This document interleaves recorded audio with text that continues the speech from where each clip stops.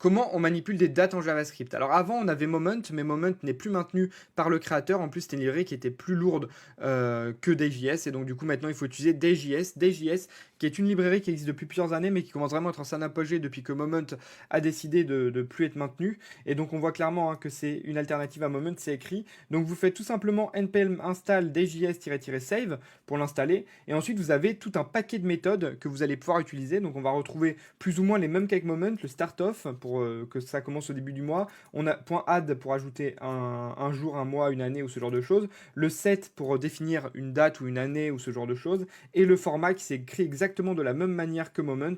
Donc on peut le mettre là en format YYMDD, on peut le mettre en format français, on peut le mettre dans tous les formats que l'on veut. Ensuite on va retrouver pas mal de méthodes, par exemple le isBefore, le add on l'a vu, le set on l'a vu, le format.